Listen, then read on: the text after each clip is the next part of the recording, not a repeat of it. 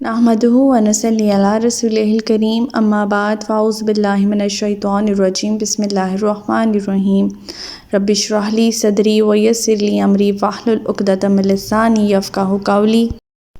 السلام علیکم ورحمۃ اللہ وبرکاتہ۔ صراط مستقیم میں آپ سب کو خوش آمدید۔ پچھلے سبق میں ہم نے پڑھا تھا کہ اللہ تعالیٰ فرماتے ہیں منافقین سے کہ بہانے نہ بناؤ، تم فی الواقعہ ایمان لانے کے بعد کافر ہو چکے ہو۔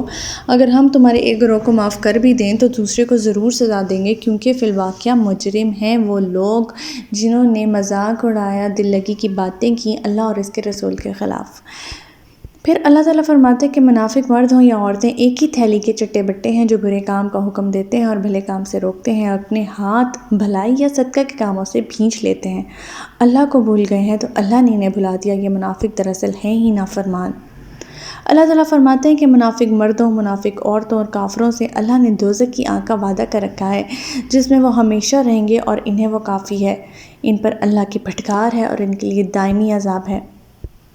پھر اللہ تعالیٰ فرماتے ہیں یہ انہی لوگوں کی طرح ہے جو ان سے پہلے تھے، وہ لوگ تم سے زیادہ طاقتور اور مال اور اولاد کے لحاظ سے تم سے بڑھ کر تھے۔ انہوں نے اپنے مقدر کے مزے لوٹے اور تم نے بھی اپنے مقدر کے، جس طرح تم نے پہلے لوگوں نے اپنے مقدر کے مزے لوٹے تھے، اور تم بھی انہی باتوں میں پڑ گئے جن میں وہ پڑے ہوئے تھے۔ ایسے لوگ ہیں جن کے اعمال دنیا اور آخرت میں برباد ہو جائیں گے، اور یہی لوگ خسارہ پانے والے ہیں۔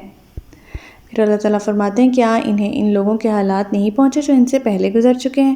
مثلا نوح کی قوم، عاد، سمود، ابراہیم کی قوم، مدین کے باشندے اور وہ بستیاں جنہیں الٹ دیا گیا تھا۔ ان کے پاس ان کے رسول واضح دلائل لے کر آئے تھے۔ اللہ کا شایان نہ تھا کہ وہ ان پر ظلم کرتا، بلکہ وہ خود ہی اپنے آپ پر ظلم کر رہے تھے۔ ہمارا آج کا سبق آیت نمبر 71 سے لے کر آیت نمبر 75 تک ہے، تو آج کا سبق شروع کرتے ہیں۔ بسم اللہ الرحمن الرحیم۔ والمؤمنون والمؤمنات بعضهم أولياء بعض يأمرون بالمعروف وينهون عن المنكر ويقيمون الصلاة ويؤتون الزكاة ويطيعون الله ورسوله أولئك سيرحمهم الله إن الله عزيز حكيم۔ مسلمان مرد اور مسلمان عورتیں ایک دوسرے کے مددگار ہیں، جو بھلے کام کا حکم دیتے ہیں، برے کام سے روکتے ہیں، نماز قائم کرتے ہیں، زکوٰۃ ادا کرتے ہیں، اور اللہ اور اس کے رسول کا حکم مانتے ہیں۔ یہی لوگ ہیں جن پر اللہ رحم فرمائے گا، بلا شبہ اللہ سب پر غالب اور حکمت والا ہے۔ پچھلی آیات میں، پچھلے سبق میں، جہاں اللہ تعالیٰ منافق مرد اور منافق عورتوں کی مثال دیتے ہوئے فرما رہے تھے کہ ایسے لوگ ہیں جو برے کاموں کا حکم دیتے ہیں اور بھلے کاموں سے روکتے ہیں، یہاں پہ اللہ تعالیٰ فرماتے ہیں کہ مومن مرد، مسلمان مرد اور مسلمان عورتیں وہ ہیں جو ایک دوسرے کے مددگار ہیں، جو بھلے کاموں کا حکم دیتے ہیں، برے کاموں سے روکتے ہیں، نماز قائم کرتے ہیں، زکوٰۃ ادا کرتے ہیں، اللہ اور اس کے رسول کا حکم مانتے ہیں۔ مزید یہ کہ اللہ تعالیٰ ایسے ہی لوگوں پر رحم فرمائے گا، بلا شبہ اللہ تعالیٰ حکمت والا ہے۔ آیت نمبر 72۔ وعد اللہ المؤمنین والمؤمنات جنات تجری من تحتها الانہار خالدین فیہا ومساکین طیبات فی جنات عدن رضوان من اللہ اکبر ذالک هو الفوز العظیم۔ ایسے لوگ یعنی مومن مرد، مومن عورتیں، جن کی بات پچھلی آیات میں ہو رہی ہے، اللہ نے مومن مردوں اور مومن عورتوں سے ایسے باغات کا وعدہ کر رکھا ہے جن میں نہریں جاری ہیں، ان میں وہ ہمیشہ رہیں گے۔ نیز سدا بہار باغات میں، پاکیزہ قیام گاہوں میں بھی وعدہ کر رکھا ہے، اور اللہ کی خوشنودی تو ان سب نعمتوں سے بڑھ کر ہوگی، یہی سب سے بڑی کامیابی ہے۔ صحیح حدیث میں بھی یہ مذکور ہے کہ اللہ تعالیٰ اہل جنت کو جنت میں داخل کرنے کے بعد پکارے گا، جنتی لبیک کہیں گے۔ اللہ تعالیٰ ان سے پوچھے گا اب تم خوش ہو؟ وہ جواب دیں گے پروردگار کیا اب بھی ہم خوش نہ ہو، جبکہ تو نے ہمیں ہر طرح کی نعمتیں عطا کر رکھی ہیں۔ اللہ تعالیٰ فرمائے گا ان سب نعمتوں سے بڑھ کر کیا میں تمہیں کوئی نعمت نہ عطا کروں؟ جنتی پوچھیں گا اے پروردگار، ان نعمتوں سے افضل بھی اور کوئی چیز ہو سکتی ہے؟ اللہ تعالیٰ فرمائے گا اب میں تم پر اپنی رضا اور خوشنودی اتارتا ہوں، آج کے بعد میں کبھی تم سے ناراض نہ ہوں گا۔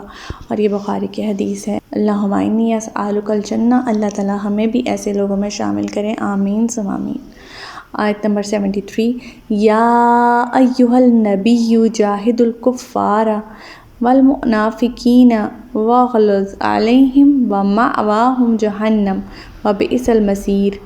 اے نبی کافروں اور منافقوں کا پوری قوت سے مقابلہ کرو اور ان کے ساتھ سختی سے پیش آؤ، ان کا ٹھکانہ دوزخ ہے جو بہت بری بازگشت ہے۔ کیونکہ غزوہ تبوک میں آپ صلی اللہ علیہ وسلم کی ایک نیچر تھی، وہ نرم نیچر تھی، آپ صلی اللہ علیہ وسلم نے ان کے ساتھ سختی نہیں کی۔ یہاں اللہ تعالیٰ حکم دے رہے ہیں کہ آپ ان پر سختی کریں، انہیں درگزر، انہیں معاف کر دینے کے بجائے آپ ان پر سختی کریں۔ تبوک سے پہلے مسلمانوں کی سلطنت اتنی مضبوط نہیں تھی کہ انہیں بیرونی خطرات کے ساتھ ساتھ اندرونی خطرات کا بھی مقابلہ کرنا پڑے۔ اس وجہ سے آپ صلی اللہ علیہ وسلم نے ہمیشہ نرمی رکھی اور نرمی سے انہیں سمجھانے کی کوشش کی، لیکن یہ اپنی ہٹ دریوں میں، اپنی سرکشیوں میں بڑھتے ہی چلے گئے۔ اب اللہ تعالیٰ یہاں حکم دے رہے ہیں کہ ان پر سختی کرنے کا وقت آ گیا ہے۔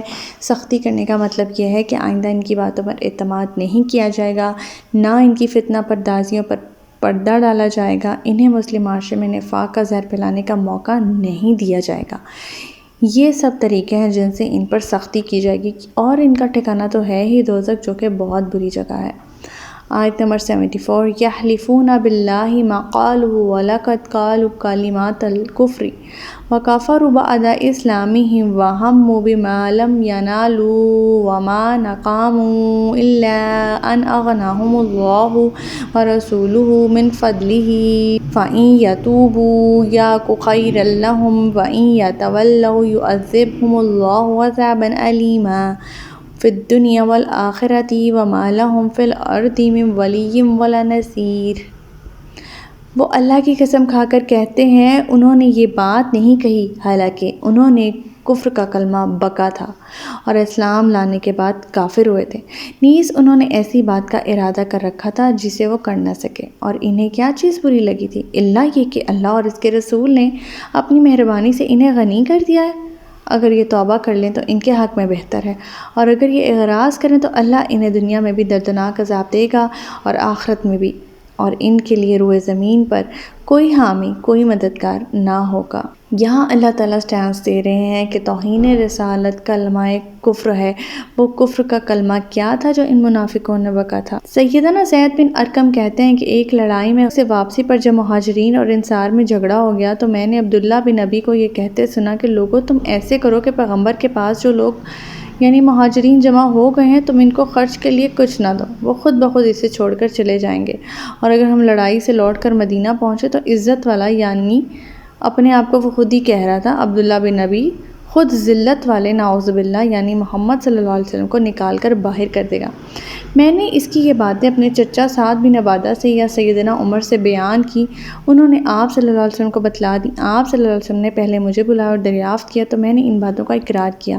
پھر آپ صلی اللہ علیہ وسلم نے عبداللہ بن ابی اور اس کے ساتھیوں کو بلایا تو وہ مکر گئے اور قسمیں کھانے لگے کہ ہم نے تو ایسا بالکل بھی نہیں کہا تھا۔